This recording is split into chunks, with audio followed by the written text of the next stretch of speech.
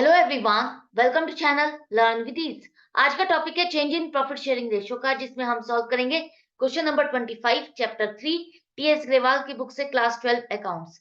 Online sessions, online classes के लिए आप मुझे इस नंबर पर व्हाट्सएप कर सकते हो अपना नाम और क्लास। टेलीग्राम पर भी फॉलो कर सकते हो। अगर आप डीके गोयल बुक के क्वेश्चंस के सॉल्यूशंस ढूंढ रहे हो तो इसी चैनल की प्लेलिस्ट को क्लिक करो, आपको सभी चैप्टर्स अपलोडेड मिलेंगे। साथ में ही कम्युनिटी सेक्शन में आपको एमसीक्यूज मिलेंगे क्विज की फॉर्मेट में, जिसे आप अटेम्प्ट करके प्रैक्टिस कर सकते हो। और एमसीक्यूज के सॉल्यूशंस आपको मिलेंगे शॉर्ट्स में। तो बहुत कुछ है चैनल पर, विजिट द चैनल। अच्छा लगे तो शेयर और सब्सक्राइब जरूर करना। तो आज के क्वेश्चन में 3 पार्टनर है, आशीष, आकाश और अमित, जिनकी प्रॉफिट शेयरिंग रेशियो क्या है, इक्वली, मतलब कि प्रॉफिट या लॉस जो भी होगा बराबर बांटा जाएगा। 1 अप्रैल से ये दो तीनों पार्टनर अपनी प्रॉफिट शेयरिंग रेशियो चेंज करके 2:2:1 करना चाहते हैं। और आपके पास बैलेंस शीट है 31 मार्च 2023 की। साथ में ही एसेट्स और लाइबिलिटीज को जो रिवैल्यूएट किया है उसके बारे में इंफॉर्मेशन है। आपको सबकी जर्नल एंट्रीज या इफेक्ट क्या होगा वही आपको बताना है।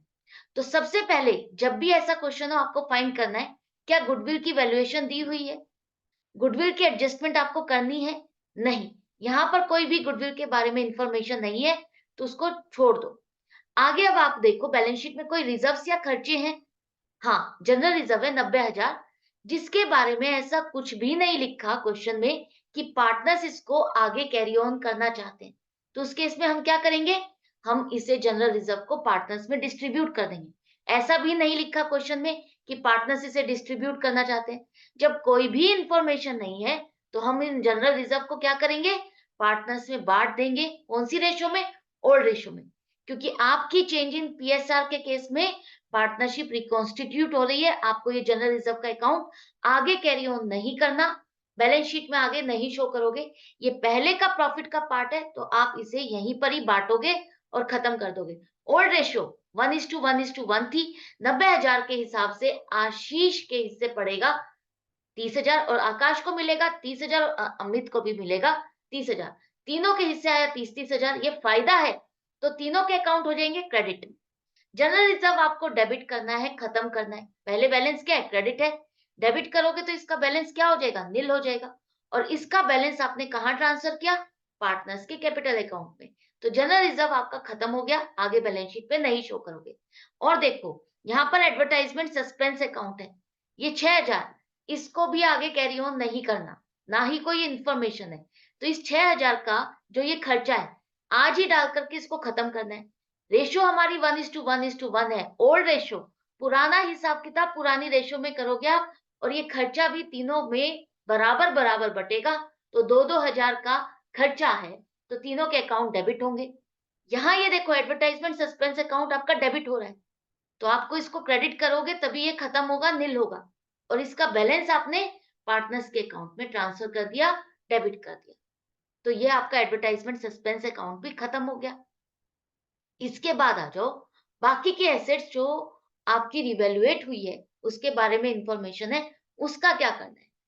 उसमें देखो, जब भी हम पार्टनरशिप में ऐसा कोई भी चेंज करते हैं तो हम यही मान के चलते हैं पहले वाली पार्टनरशिप हम क्लोज कर रहे हैं, ब्रेक हो रही है। और उस टाइम पर हम अपनी एसेट्स और लाइबिलिटी सबको रिवैल्यूएट करते हैं और देखते हैं आज अगर हम इन एसेट्स को बेचते हैं तो हमें क्या फायदा हो रहा है या नुकसान हो रहा है। और लाइबिलिटीज को भी पे ऑफ करते हैं तो कोई लाइबिलिटी इंक्रीज या डिक्रीज हो रही है। तो वो सारा क्यूमुलेटिव नेट इफेक्ट देखते हो, आपको फायदा हुआ या नुकसान हुआ। और वो फायदा या नुकसान अगर आज की डेट में होता है तो किसके हिस्से कितना आता है, वो आप उसको डिस्ट्रीब्यूट कर दोगे। तो कैसे करोगे, देखो सबसे आपका स्टॉक का दिया हुआ है, स्टॉक की value decrease reduced to 1,25,000, reduced to मतलब घट करके 1,25,000 हो गई है। पहले कितनी है, पहले आपके स्टॉक की वैल्यू 1,40,000 थी, 15,000 से इसकी वैल्यू घट गई। अब जब भी कोई आपका नुकसान होता है, खर्चा होता है, एसेट की वैल्यू घटना भी आपके लिए नुकसान है। तो वो चीजें आप कहाँ रिकॉर्ड करोगे, रिवैल्यूएशन अकाउंट। उन सभी चीजों को आप रिवैल्यूएशन अकाउंट में लिखोगे। एसेट का बढ़ना घटना, लाइबिलिटीज का बढ़ना घटना और कोई खर्चा नया, तो वो सब आप कहाँ लिखोगे, रिवैल्यूएशन अकाउंट में। और रिवैल्यूएशन अकाउंट में डेबिट साइड पर आपके सारे खर्चे और नुकसान आएंगे। तो ये आपका नुकसान है, इसलिए रिवैल्यूएशन अकाउंट आपका डेबिट होगा। दूसरा, मशीनरी की वैल्यू भी आपकी 10% से डिक्रीज हो गई। मशीनरी कितने की थी? 2.5 लाख की। 10% इसका 25,000 से इसकी वैल्यू घट गई। अब इसकी वैल्यू, एसेट की वैल्यू घटना नुकसान है आपके लिए, तो रिवैल्यूएशन अकाउंट क्या होगा? डेबिट होगा। तीसरा है लैंड एंड बिल्डिंग एप्रिशिएट हो गई 62,000 से। एप्रिशिएट का मतलब है वैल्यू इंक्रीज हो गई, 62,000 से वैल्यू और बढ़ गई।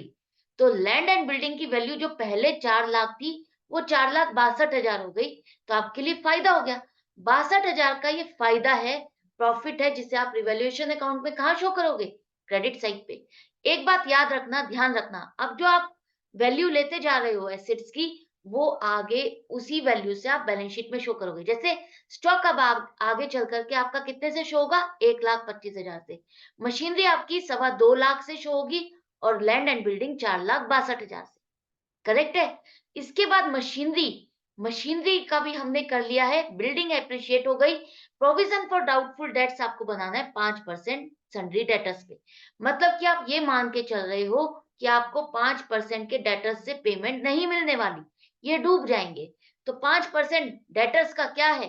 4,000, जो कि आपके लिए नुकसान है। एक तरह से एसेट घट रही है, और घट रही है तो आप रिवैल्यूएशन अकाउंट में डेबिट करोगे। इसके बाद आपको ये सब खर्चा भी करना पड़ रहा है। ये सब करने के लिए, एसेट को रिवैल्यूएट करने के लिए, ये सारा काम कंप्लीट करने के लिए खर्चा करना पड़ रहा है। और उस सारे काम को संभालने के लिए आपने एक पार्टनर को रिस्पॉन्सिबिलिटी दे दी, आकाश को। उसके लिए फर्म पेमेंट करेगी उसको 10,000 की। 10,000 का हम उसको रेमुनरेशन दे रहे हैं कि तुम ये सारा काम संभालो, हम तुम्हें ये 10,000 की पेमेंट करेंगे। तो आकाश की रिस्पॉन्सिबिलिटी है सारा ये काम करने की। ये एक नया खर्चा आपको मिल गया 10,000 का, जो आपको करना पड़ेगा। तो रिवैल्यूएशन अकाउंट में इसको आप डेबिट करोगे। ये एक नई रिस्पॉन्सिबिलिटी जो कि आपको आकाश को पे करनी है, जो कि आपने अभी तक पे नहीं की। तो अब देखो, इन सभी को आप रिकॉर्ड कैसे करोगे, जर्नल एंट्री कैसे करोगे? जो एसेट्स आपकी घट रही हैं, डिक्रीज हो रही हैं, जिनके लिए रिवैल्यूएशन अकाउंट आपका डेबिट होगा, तो पहले, सबसे पहले उन्हीं को लो। तो रिवैल्यूएशन अकाउंट आप डेबिट करोगे, सारी कंपाउंड एंट्री आपकी बन रही है। स्टॉक अकाउंट आपका 15,000 से क्रेडिट होगा। मशीनरी अकाउंट 25,000 से। एसेट की वैल्यू डिक्रीज होना, मतलब कि उस एसेट के अकाउंट को आपको क्रेडिट करना। प्रोविजन फॉर डेट्स, ये भी आपका 4,000 से क्रेडिट होगा।